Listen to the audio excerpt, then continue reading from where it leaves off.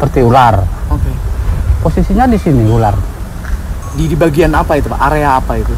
Situ kan katanya keluar masuknya di situ. Aha. Kan ada pintu angin-angin. Iya. Keluar masuknya di situ.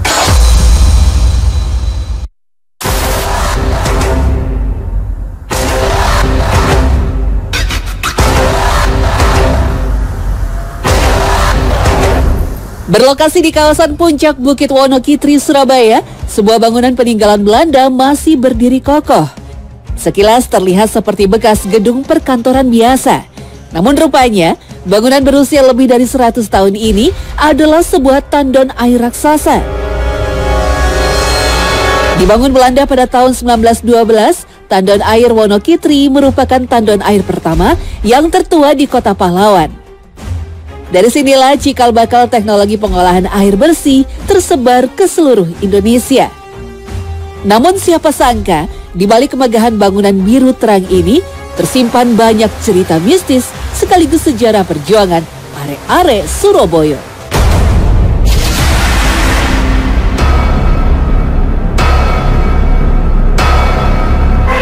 Kami bertemu dengan Pak Tirto, penjaga kawasan tandon air. Selama belasan tahun bekerja, Pak Tirto mengaku sering mengalami berbagai gangguan goib. Area lorong pipa bawah tanah disebut-sebut menjadi momok paling menakutkan. Ya gelap, soalnya kan di bawah tanah. Ya posisinya di bawah tanah. Ruangan bawah tanah, masuk bawah tanah. Yang Bapak bilang tadi katanya bentuk bangunannya kayak istana-istana. Iya, iya sih, seperti Pak? istana. Kayak gimana? Modelnya.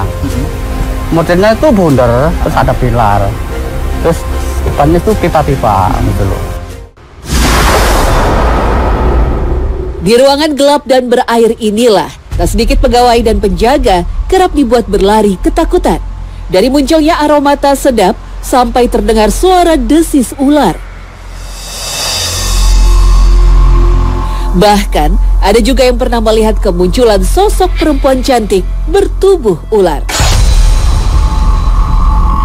Tapi badan tuh merinding gitu.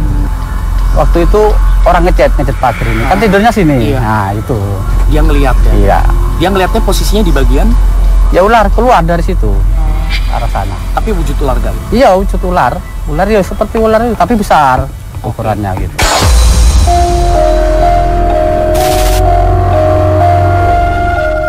Rupanya teror kemunculan sosok ular misterius ini tak hanya dialami para pekerja tandon air saja.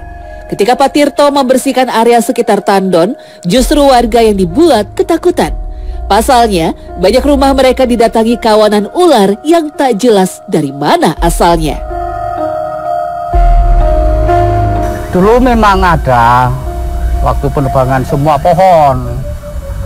Terus orang-orang kampung itu bilang katanya makhluk halusnya lari ke kampung gitu.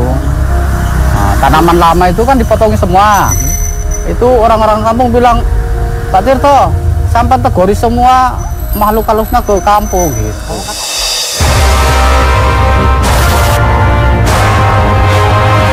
Terlepas dari kebenaran cerita mitos tersebut, ada fakta yang menarik terkait tandon air Wonokitri ini. Awalnya, tandon air ini dibangun hanya untuk kalangan Belanda saja. Terdiri dari 2 tandon, kapasitas masing-masingnya mencapai 12.000 meter kubik.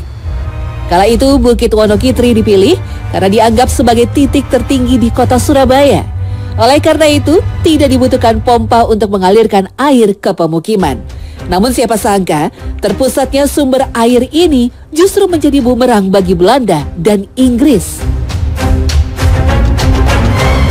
Terkait dengan perjuangan arek-arek Surabaya, karyawan-karyawan atau pegawai yang dulunya bekerja di Gemeente Water Riding Surabaya membentuk sebuah kelompok dinamakan sebagai pemuda air, itu melakukan blokade baik di instalasi pengolahan air minum Ngagel maupun di tandon air Wonokitri. Fungsinya untuk apa?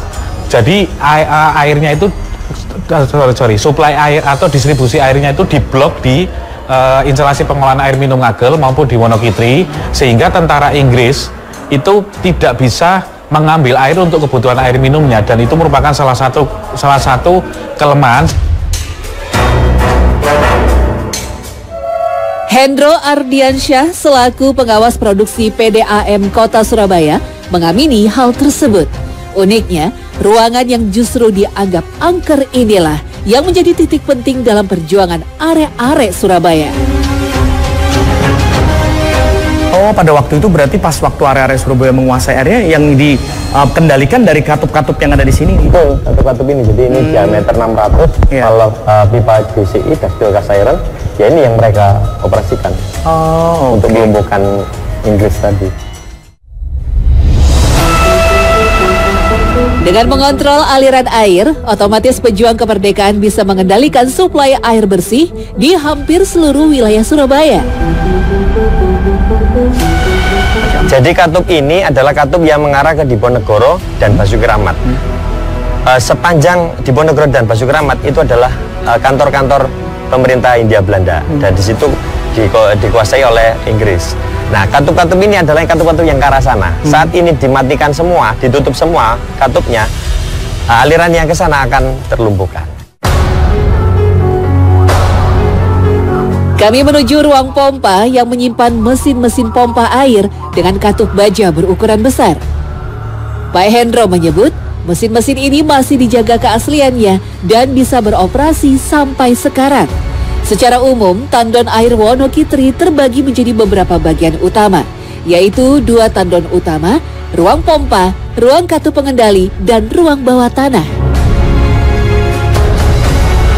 Dulu air itu untuk bangsawan saja.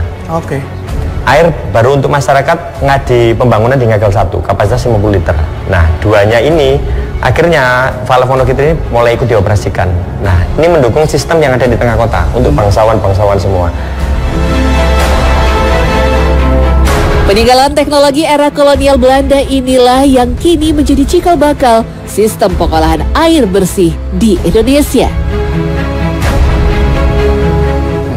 Jadi sistem ini adalah sistem yang mengawali dari air minum yang ada di Surabaya. Berarti bisa dibilang ini tuh cikal bakal juga ya, pada waktu itu awal peradaban juga teknologi yang sekarang jadinya kita ikutin. Betul. Juga. Jadi ini karena dibangun di era sebelum kemerdekaan, ya ini cikal bakal dari air minum. Setelah ini semua spam yang ada di Indonesia dibangun, di era kemerdekaan ini menjadi hutang Indonesia, dan ini harus dibayar sama Indonesia.